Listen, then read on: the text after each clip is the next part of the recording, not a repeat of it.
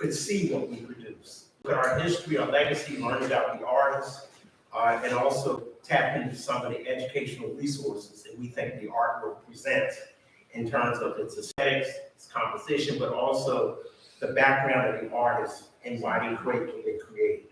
So we're very excited about the Arturo.org website. And we're also excited about the fact that for the second year in a row, with the support of People Energy, we've been able to print a version of a teacher guide. We call it the Arturo Teacher Guide, Volume 1 last year, and just this week, we have the printed version of Volume 2. So if you're an educator or if you're an artist to teach, and you want to pick up, you can downstairs pick up a copy of Volume 1 and Volume 2 of the Arturo Teacher Guide, which is totally based upon the image library work in the collection and the themes that the artwork presents, and trying to make curriculum connections to that. So it helps teachers learn, diversify, make their teaching more inclusive. We're working with the Association of Print Scholars, the Print Council of America, and most importantly, the National Art Education Association, which its Pennsylvania chapter is now holding a conference here in Philadelphia more. So if you stay or come back for the opening, hopefully you'll be able to mix and mingle with some of the art teachers from around the state. So having said all that, my name is Allan Edmunds. I'm the director of Brandywine Workshop. And I'm very happy to present and share this forum with Dr. Halima Taha, who I've known probably for almost 20 years, 15 years. I don't know. We get so old, we don't like to talk about how many years. But Halima, I was first introduced to her. We were looking for an author to edit the 3 decades printmaking Brandywine Workshop collection, which is downstairs, can be purchased. That volume came out in 2004. So at least we've known each other probably for 18 years. And Actually, 19. Yeah. 1995. Wow. I knew it was so great. So one of the things that I like about being in this field so long is that you get to meet people at the start of their career, mid-career, and then when they get really successful. If you stay around long enough and if you stay in contact, and I always preach, build your network. If you find somebody that you share something common with, nurture that, because everything in life is about who you know. People want to do business with people they know and trust and feel good about. It's in every profession. So you build your network, and I'm just happy that Halima has stayed in our network, and hopefully I've stayed in hers. Halima has produced a book called Collecting African American Art, Works on Paper, which is in its 5th edition now. It's in its 6th. It was a groundbreaking volume. Did it come before Art Craft? Maybe that's why I got you to be the editor for Art. I wanted to grab some of that branding. But this was a really groundbreaking volume about collecting African American art and how to look at it and value it. So she's going on, she's curated, she's been an independent curator. She's worked for the state, she's a certified art appraiser. She's given a lecture most recently in Philadelphia. She gave a talk at the Academy of Fine Arts. So we're very happy to have Halima here. And we had invited her to look at the prints that we had done for the last 3 years, which covers half of that time. It's actually mostly working remote because of the pandemic. So we asked her to come in, look at the work that had been created over the last 3 years, pick her favorites, and then write an essay, help us with the installation, and also share the conversation about her selections and her perspective on what's going on in the art market today, and particularly as it relates to printmaking. So I think we can start now. Okay. My first question to you is that I'd like to know what your thoughts were on let's say the current state of printmaking, because printmaking by nature is a collaborative process. Brandywine workshop is by definition workshop, because it's a place where people come together and make something, you know. When you get people coming together and making something, there's an opportunity to share ideas, techniques, experiences, and so forth. What do you think has changed, or has it been a major shift since the pandemic? Well, I think that there has been a major shift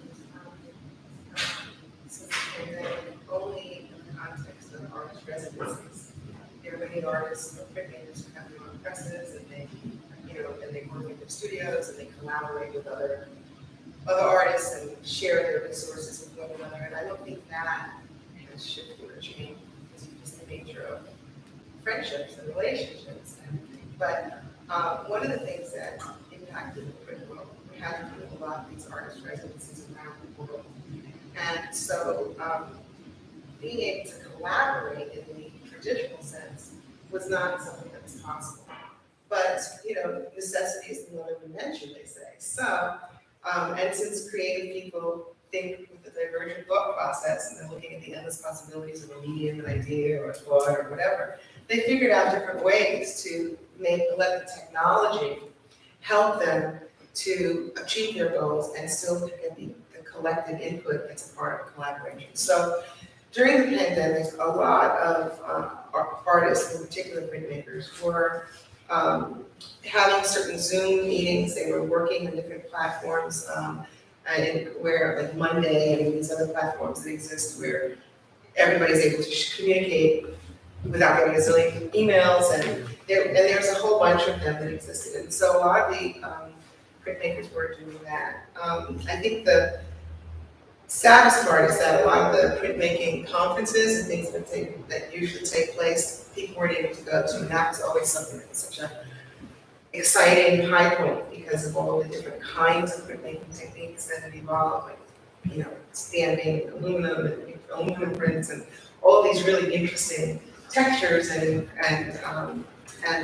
processes that are still so traditional, but also integrate other kinds of not mark making, but embossing and things of that nature. So I think that had a really dramatic impact on many of the artists, in the sense that that's almost like an annual conference where you're with your peers and you're able to talk that talk and you know what you're talking about, and it's not edited, and it's so from that perspective, I think that that has changed. I don't think that the sales have changed because of the impact of the internet. I remember several years ago, people talked about selling art on the internet. Now somebody's going to buy a piece of work and not see the work and all of this other stuff. And now you have sites that are selling, I'm not just talking about being able to bid an auction, but you have sites that are selling up to $100,000 of work for a piece on paper or canvas or sculpture, sight unseen, and it's relying on the professionalism of the people who are selling to make sure that the provenance of the condition is good. But and I have seen a shift that people who are passionate about collecting, but they've been impacted financially, and they're not buying canvases, and usually beginning collectors, you encourage them to collect works on paper. They're valuable, but they might be in a price point that's easier for a collector. But established collectors who collect because they love the work and they can't help it, they started to collect more prints to continue that collecting effort, and to support the artists. And also artists who have been working with the mediums have started to think about printmaking as a way of broadening the audience, especially in light of how the art market has shifted in general and shifted in the interest in American artists of African descent. It's been really interesting because I always think of printmaking as probably the most democratic art form. And even just coming here and having a chance to select the work and work with you and the team that's here and curating. I mean, it's just been wonderful because everybody's opinion matters. We all have something, there's no ego. You know, we are just here to try to put forth the best of what we're working with. And I think that that's the beauty in collaboration, especially having spoken to some of the artists in the show.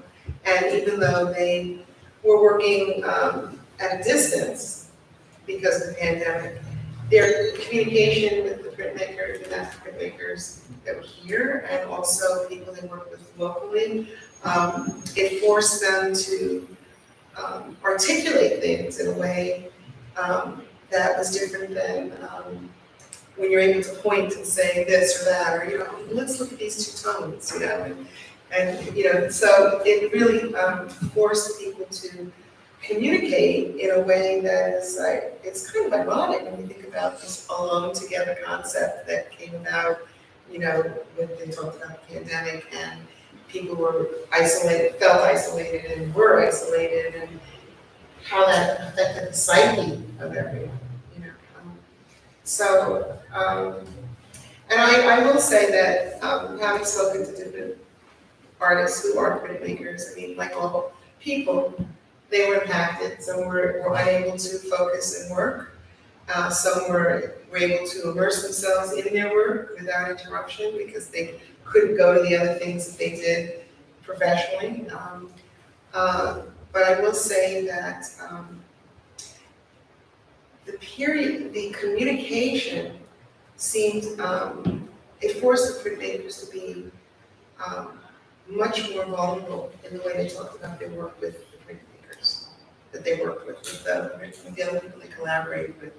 Because we're dealing with something that a lot of people, and given the civil unrest of this nation, have a problem with: trust. Having a shared vocabulary for a moral and ethical code of just being a human being and wanting for others what you want for yourself, you know, whatever that may be. You know?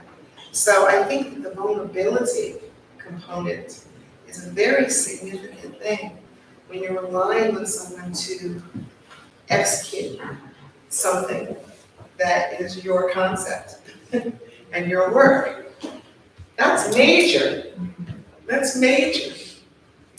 Well, you know, there has been, because of technology, there's also been a shift with people that tend to work by themselves to involve a team. Yeah.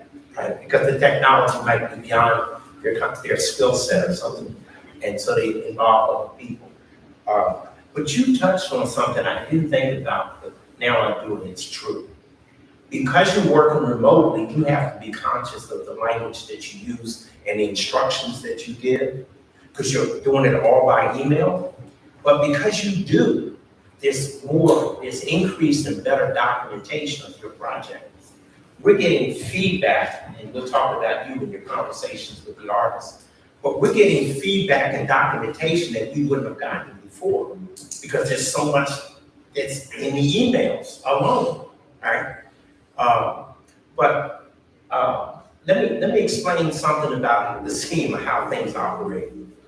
We had decided at Brandywine a few years ago that there were so many changes in skill sets, and technology, and media, and the interest on the artist was not purely about making an addition of an image, but exploring the printmaking process for all its creative potential, what it could give to their own aesthetic, and not think about, I'm making a print, I gotta do something specific that falls within that scheme. So we decided the best way to address this expansion of interest and this need to experiment and innovate is to outsource to people that had skills, equipment, and facilities. So we started about 3 years ago outsourcing to a master color woodcut artist, Alexis Nutini, who has Illustrates Plus here in South Philly, to this gentleman here, Allan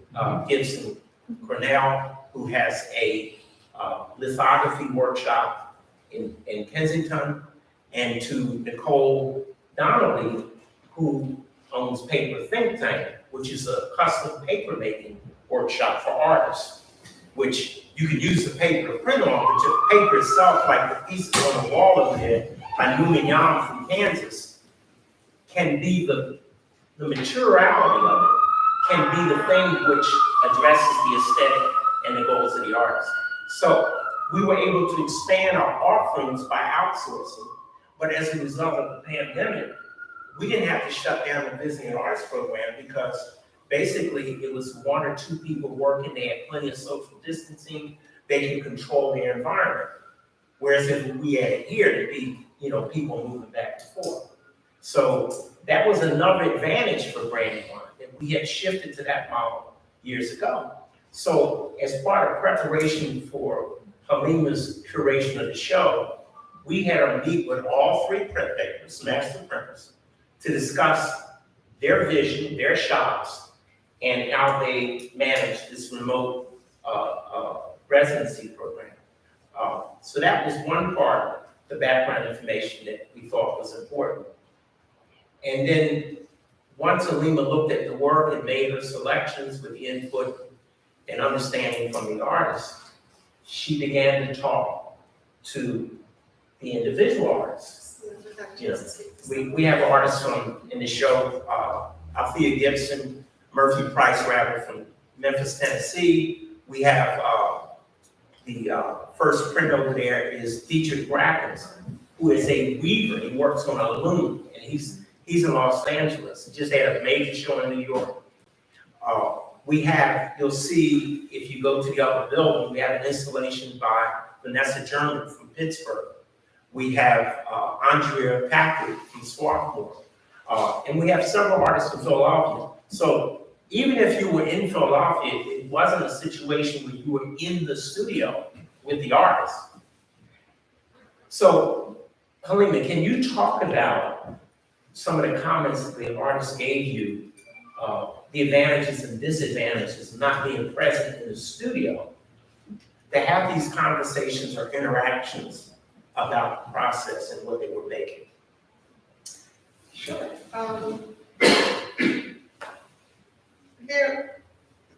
It was interesting because a lot of the comments really reflect the state of mind of the artist more than the experience. So there were artists who felt extremely isolated from Brandywine, even though that may or may not have been the case in terms of the communication and the accessibility and all of that. But one artist felt very isolated and felt that she had to get a lot of her direction from local printers, near where she lived. And but then at the same time, was very excited about being a part of the residency and being with the artist, but disappointed that she couldn't physically be here because what Brandywine meant to her. So you have artists who felt very proud of being a part of Brandywine and wanted the experience of being here, but because they couldn't, it made them feel like they didn't get what they had hoped to get from the experience. So, and they don't necessarily think that there's another opportunity to have the real experience, or as they, whatever that real experience is imagined to be, Yeah, other artists who were very, very pleased to work, it was a residency, even though they did a lot of the drawing and the work in their studios, to execute the work and work with the master printmakers and everything. They felt really good about it. And this piece right here, I gotta hold on a second. Agatha, you're here? Oh my goodness! Can I just stop talking? Because all of the artists that are in the show, because I didn't get to meet them. Could you please? Wow. Yes. Could you please say who you are? And that's Andrea. That's Tim. Oh. No, wait. Agatha. Tim. Who else? The master printers. Who are in the show? Galen, Nicole, Alexis is not here yet. Okay. All right. Well, in Agatha's Agatha's case, this was a piece that was an extension, as I understand, from her Habitat and Urban Matters series that interprets North American landscapes as a vehicle for self-reflection and reflecting upon other spaces, that you can find beauty within and around us. But a lot of her work is not in this color palette. It's right, is that correct? So by working with Brandywine, and one of the things that's wonderful about printmaking, especially if you're working with artists who are traditionally painters or weavers or working in other mediums, is that not only is it an opportunity to try something new, but because you're not in your medium that you normally work in or see things the way you normally feel comfortable in, you have this freedom. So in that freedom, she made this print with this beautiful red, and it's just really wonderful. It's very unusual for her, and so I think that's always important for artists. And her collaborator was Gail. Gail. Yeah. When I saw those colors, I was shocked. There's 4 or 5 different reds. So I think, to your point and about, I think that's also says something about there's nothing more mysterious than an undefined fact. You have to allow the experience of yourself to emerge when the opportunity comes, and free yourself to do that. And the ways in which that manifests varies, I think, for every person. But I think that one of the things about this period in history is that it was a great opportunity for self-reflection. And some of the things that I noticed particularly about many of the creative people I knew, artists that I knew, and just people in general, is that people who spend time alone or who are making things and have a sense of themselves, or have a spiritual practice or religious practice or mindfulness practice, the idea of the unknown was not that horrible for them. They just did what they did, and they just took it day at a time.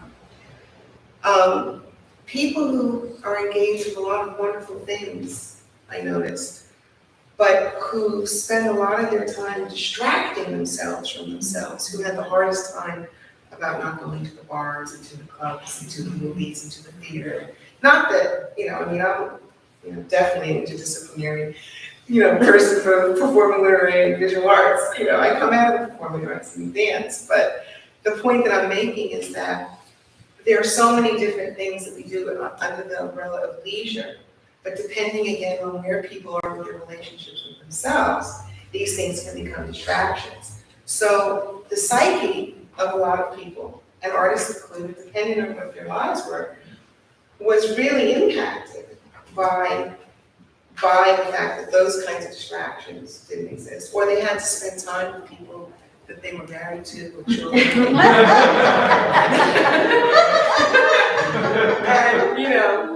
I think there were a lot of pandemic babies and a lot of divorces that took place.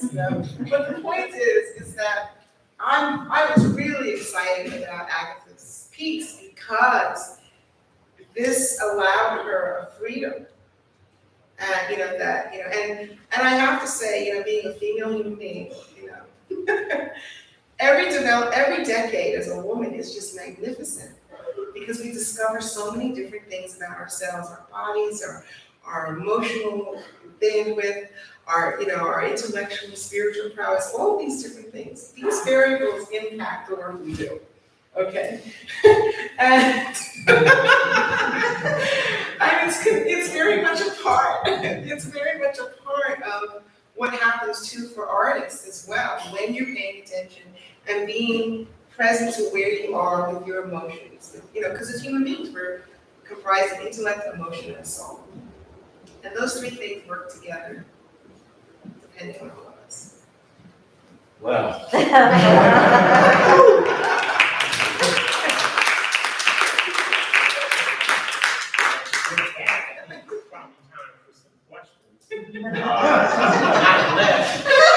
Not unless you want to reflect on there's a lot of diversity in this exhibition. Yes, Right. yes. People come from a lot of different perspectives. Their intent is varied. Did you want to make a comment on the eclectic nature of what's in the room? Well, I think that what's eclectic is how all of these disparate parts came together. But what was interesting in putting this together was that, which is why I wanted to name the exhibition Pigment of the Soul, is that there was an incredible amount of self-reflection as well as looking out into the world.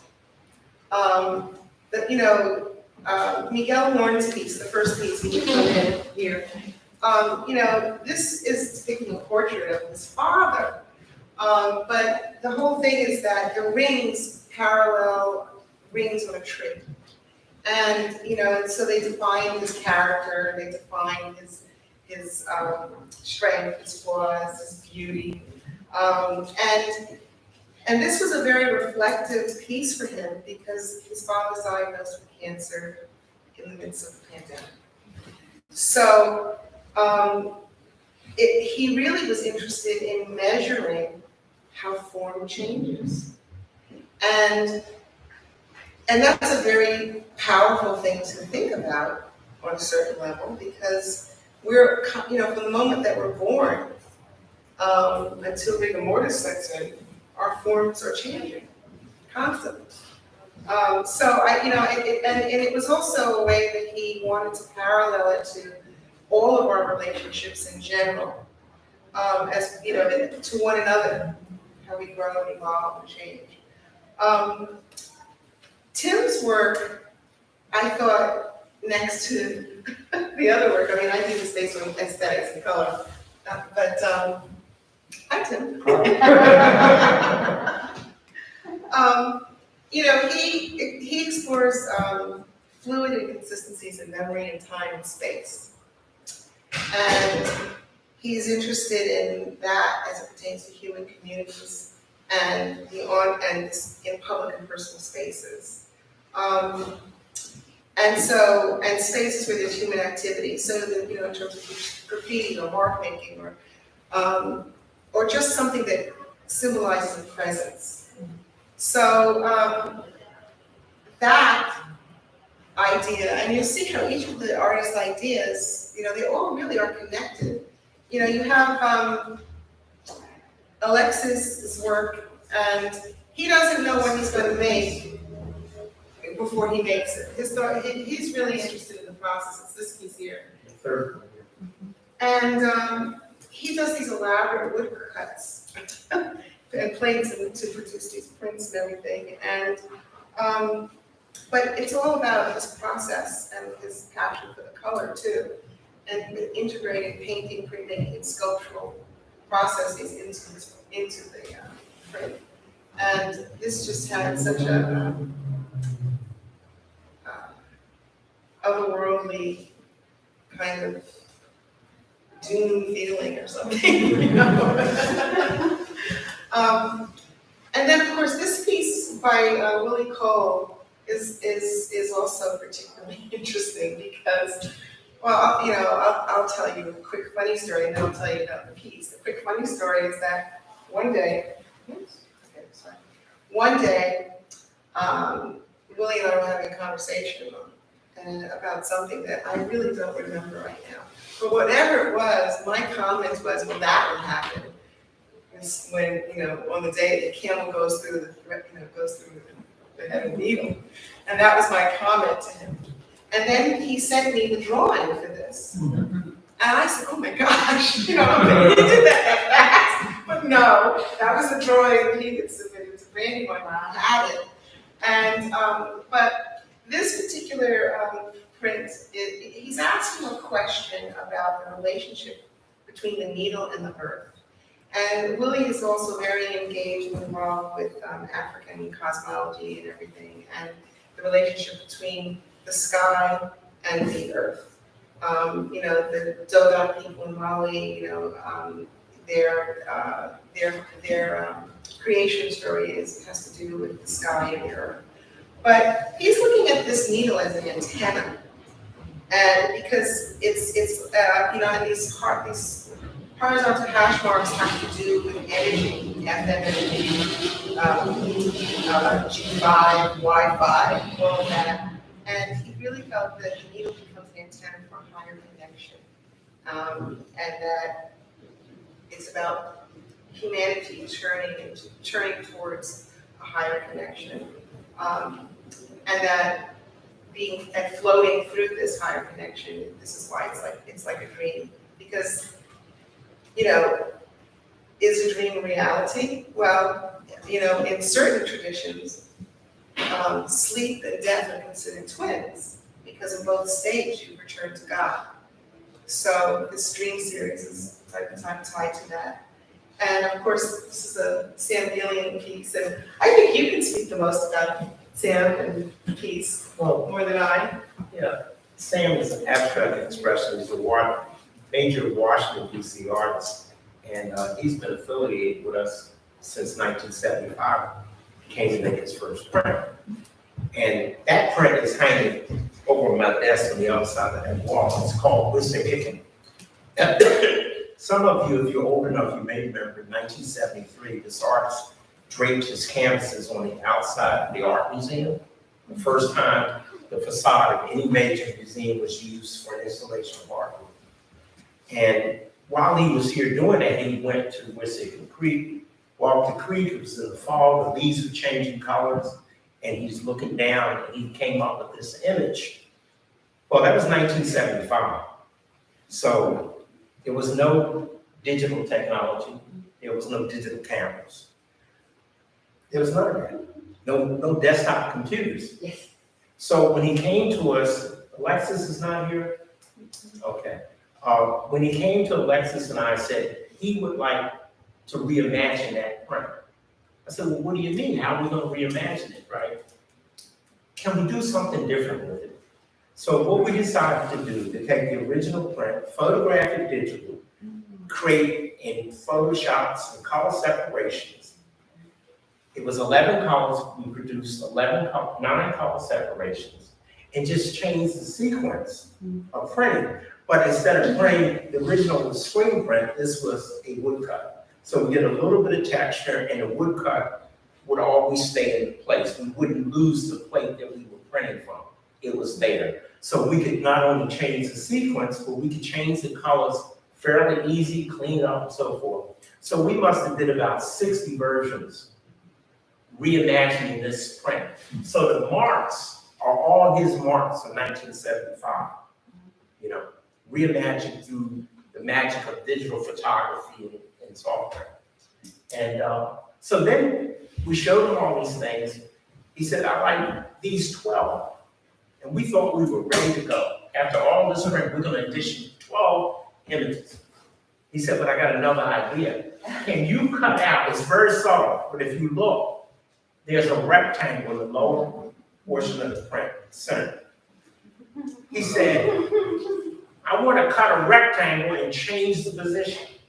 Well, we're scratching our head thinking, my God, a hand can't cut paper and then go back in exactly the same spot. But the picture frame that we work with had matte cutting equipment, digital matte cutting equipment. So we sent it to him. After everything was printed, we sent it to him to cut them. I said, no liability on you, just do the best you can. Right? But he did. If you look at this, it has no real gaps. It's flush. Only by our computer could we have done that. So we had digital photography, we had digital software, and we had what's equivalent to a computer numerical cutter. 3 technologies that didn't exist in 1975. So that was really important to understanding the creation of this, where we were able to capture his original marks and flip it and change it and make something really special. And so I just have to say, that's one of the Yeah, things. so if you look here, you look hard enough, you can see that. If you look over there, you can, the more it's an interesting thing, the more you look at it, the more you see. And that rectangle starts to emerge. Very subtle. I just want to say, though, that speaks a lot to the way that Brandywine has functioned from afar. And then, I remember, just being very experimental without saying we're experimental. What it was that you created an environment where artists could do what they do in their studios, say, hey, let's play, let's try this. And not say, no, you can't do it, or we never did it, but in what happens in an artist studio is like, you just do it, right? But that kind of relationship between the artist and you, and this has been consistent with the history. Whatever the needs have been, you have always explored ways of fulfilling those needs, and which may have exceeded what you may have thought of it to begin with. And that's, to be open to all of that, I think is really, it's unique. Because a lot of times with a lot of organizations at large, and people have their vision and their mission, and yes, you're supposed to be driven by your mission, make your decisions by your mission. But when you are interacting with divergent thinkers and critical thinkers and creative people, to be able to stay within your mission and still allow that kind of growth and innovation, that's a very unique balance. So I just want to acknowledge that. This is history, what you just described. This is history. And that's important. Okay, I think we're ready to take some questions. Is there any questions out there? Oh, Wait, you get, I don't want to cut you off. No, but I just, there was one piece over there. A new piece. Numies? Now, do you want to talk about that, Nicole? The process of creating? Yeah, I wanted to talk about it, but I wanted to say something about it. I was going to ask you to. These are very, very unique. These may be the first. They may be the first book casts that have ever been done. And what's significant about Yunmi is that she has a fascination for Korean porcelains. And her whole practice revolves around working in porcelain and her sketchbooks. Those are the two things that she does constantly. And it would have been too much to try to do these books as porcelain. And so I want you to talk a little, Nicole, about it, because the fact that you're able to do these book casts and the threads are like her drawings and everything. It's really very, very special, and it's very, very unique. And it just is a wonderful marriage between papermaking, casting, printmaking, sculpture. I mean, it's just a really beautiful, beautiful marriage of different languages and mediums. And I just thought it was extraordinary, as she did, to have the opportunity to do this, because this never would have happened. She never would have explored this, and now she's considering this as something else she might add to her practice. So Nicole, could you share this a little bit about that process? Sure. So we really started, is this okay? Okay. So we really started with, she sent me some images of these book sculptures that she had made, and she was wondering, can we make books in paper? And your immediate thought is, yes, we make books with paper. That's how books are made. But we were really thinking about making a sculptural object and combining her print and these very fine glazes that she'd been using in the porcelain, and incorporating that into the paper itself as it's cast into this book form. So she shipped me the plaster mold for her slip casting of porcelain. And I made a cast of that mold, and I made a negative of that so that I had a rubber mold. And it's much easier if you're going to make 40 of them to work with rubber than it is to work with plaster. Plaster degrades over time. So the process is really, all of it is, everything that you see there happens while the paper is wet and before it has ever dried. So the sheets of paper are very thick, sturdy cotton. Uni sent me 4 drawings that we turned into screen prints. And I did the most terrifying thing to all screen printers ever, and I cut the screen off of the frame. The screen gets laid directly onto the sheet of paper, and a very fine paper pulp is applied through the image of the screen. So everything that you see there is paper. It is 100% paper. The paper is laid wet into the mold and it's allowed to dry there. So that's the process. And I think it was pretty interesting going back and forth with her just to fine tune all the details in those. Well, no, thank you. And you know, the movement in that piece, in between these other 2 pieces on the left and the right, Althea's pieces, her work focuses on identity through hair, cultural identity through hair. So she makes a lot of her markings with synthetic hair. And so the colors in here have to do with different cultural identities, not so much fashion, but different cultural identities. And I wanted Althea's pieces to be next to Uni's because of the movement, and both of them are addressing different kinds of identities in a similar kind of way. Any questions out there? No questions? Questions? Okay. Any of the artists want to say anything?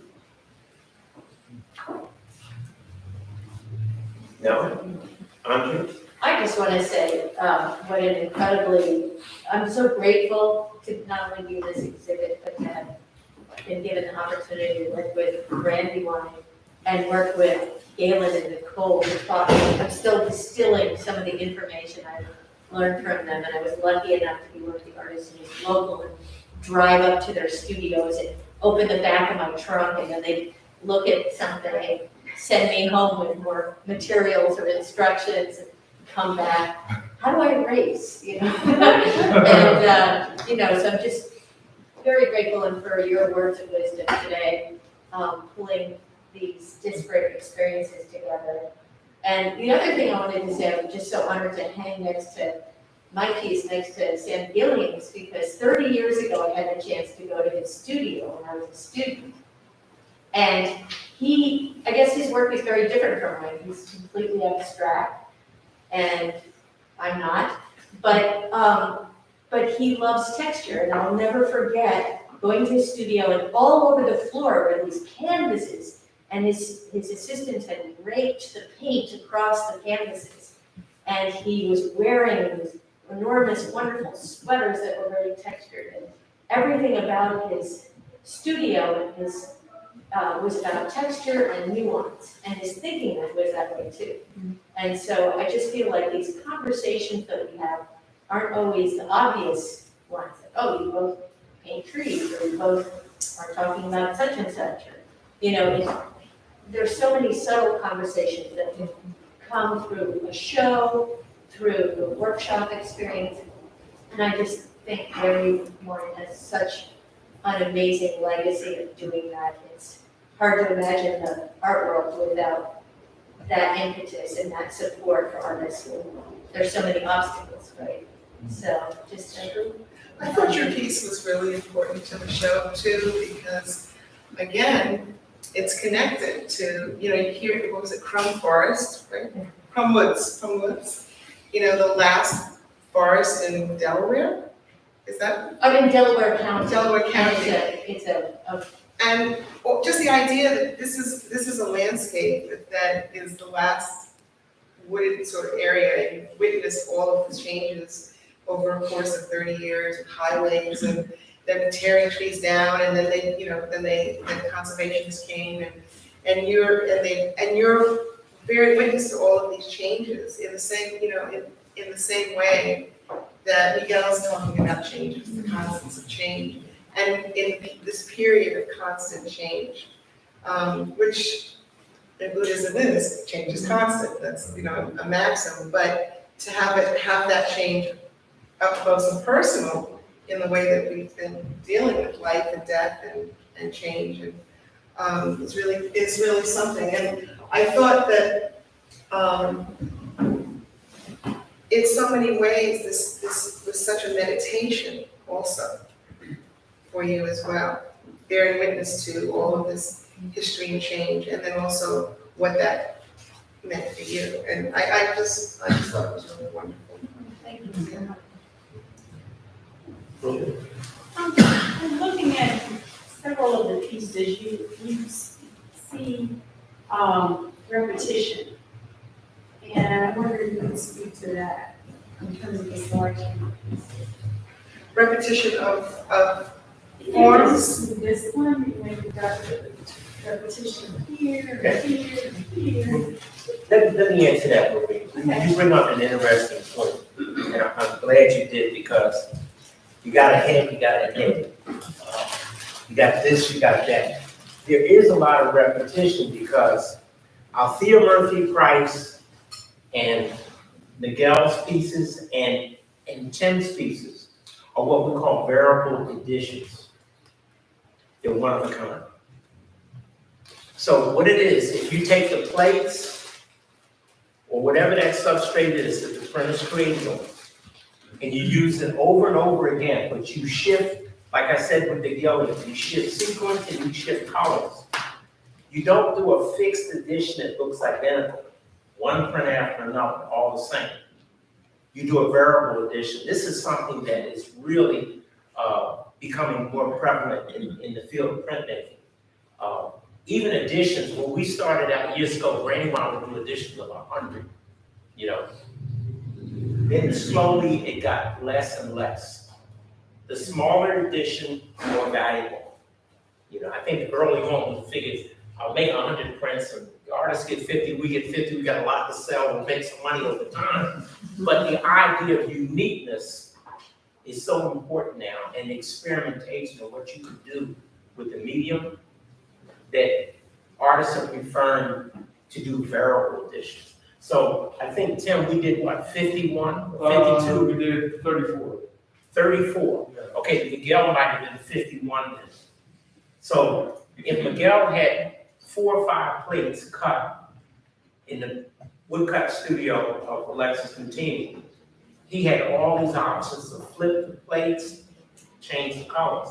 Same thing with Tim. Tim shapes, how many plates did he cut for you, Tim? 5.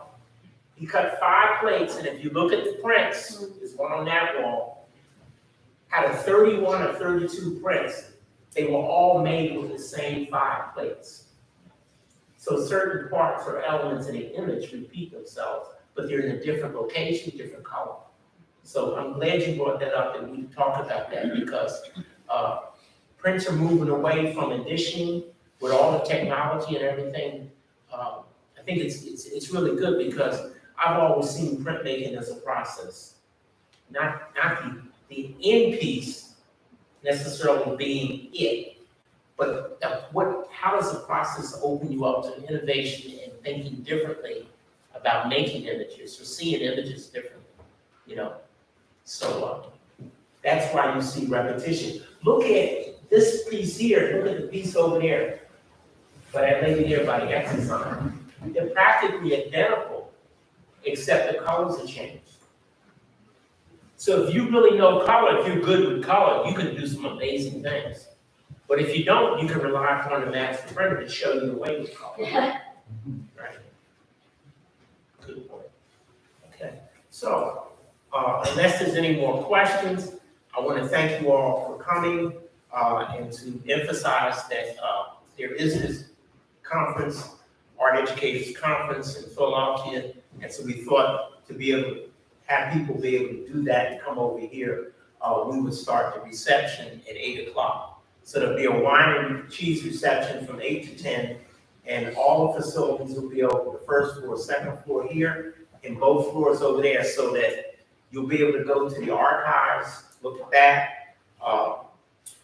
And most importantly, in the other building, we have the installation of the glass lobby of Vanessa German's 7 suits for 7 days. That's And a must-see. And inside on the first floor, I'm so happy to say this, we have a major Allan L piece that was assembled remotely here. Raise your hand if you know who Allan L is. Okay, you're gonna wanna get to know him. Okay, you're gonna wanna get to know him after you see this piece. He was born in Ghana, he spent 30-some years now teaching at university in Nigeria. So he's claimed as a Nigerian artist, which is actually the name. And he is in the status of a Picasso today. His stuff regularly sells for millions of dollars. Otis, did you a patron? Otis was a patron. We honored him with the Lifetime Achievement Award in 2017, and he did a print with us. The way he did it was he sent over samples of his work, which is found objects, a lot of bottle caps, beer cans, and things like that, that he has assembled into wall installations or hanging pieces. And I'm not gonna say more about that. You've gotta look him up. There's so much documentation. E-L, last name, A-N-A-T-S-U-I. So he's this big personality, this highly successful artist on the continent of Africa, working. But he comes here, Otis, and we finished the print, and I say, how much you think it should cost? He says, let me check on London prices. I had never had an artist say that to me when we started discussing prices. Global, right? So what he did, though, he gave us 3 samples to make, and we chose that image that you purchased. And when everything was done, I said, you want us to ship samples of these pieces back? He said, no, you can keep them. I said, we can. So what are they worth? Oh, about 150,000 each. I said, well, I gotta do something meaningful with this. So I said, if we can sell it for anywhere near that, we will create a fellowship in your name to bring additional African artists who don't have your brand, don't have your wherewithal, and so forth, but need to leave the continent and travel, and particularly come to Philadelphia and experience printmaking. Because the thing that people were missing is that Philadelphia is a major art center. It's probably the center of the print world, as far as I'm concerned, because we have the Fabric Workshop, we have Print Center, we have major print programs at all our universities, and few cities have 5 major art schools. So Philadelphia, with possibly the first museum, first art school, is certainly a center for contemporary art and art history. So he says, yeah, go ahead. I said, well, I'm getting ready to put them in auction because this year we're doing auctions to raise money. He said, why don't you put them together? For a bigger piece, you get more money. So we put it together at his instruction, because we're doing everything by email and cell phone photographs. We put it together, and he says, I want to do work. He sends us a box, and it's got all these elements in it. Bottle cans, flatness, this one thing, now the way you see it. And he doubled the size of what we put together with 3. We worked back and forth for the last 5 months producing this piece. I say it's going to auction a minimum of 500,000. Halima says it might be $1 million. So why do I mention numbers? Because he's donating that revenue to start endowed fellowships for African artists to come to Brandywine in Philadelphia to have a printmaking experience. So if we get the income we think we're going to get for it, they will come, and they will also make sure that they go to DC, to make sure they go to New York, and experience in Mid-Atlantic, because, I mean, there's so much going on here, and be transformative, you know, make a major impact on their careers and their life as artists. So that's one thing we're doing. In the 90s, we went to Cuba. We brought Cuban artists to Philadelphia. We shared them with RISD, we shared them with UArts, we shared them with Tyler. So Brandywine is not working hard to try to do things within this community, but we're trying to build and connect communities globally. And this is just a wonderful testament to what, like you said, you know, and you said person from the outside looking at Brandywine. Because it's all about people, it's not about buildings, it's not about material things. As I said in the beginning, you build your network and you try to maintain it, because that's how you're going to progress in any field, you know. So it's about people coming together, and thank you, Halima, for doing this. I know this, no, but still, you know, you're hard to get, you're in high demand, and you're expensive. So therefore, I feel great that you do this for us, and all the artists and the printers and things. Thank you, and hopefully you'll come back at 8 o'clock and take a look at that Allan L and revisit this. Okay. Thank you.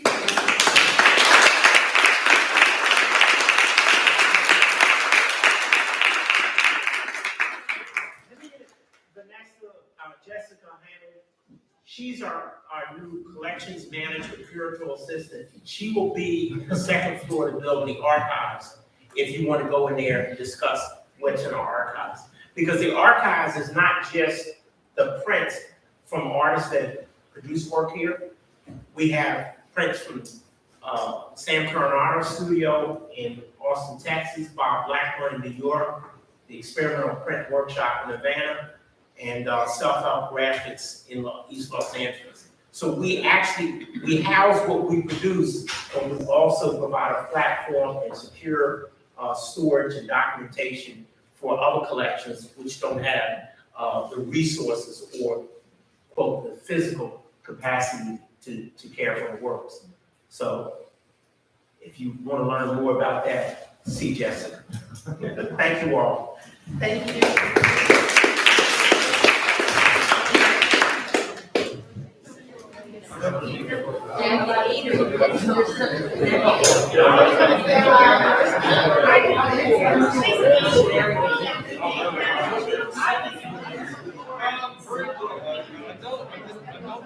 They recorded the whole thing.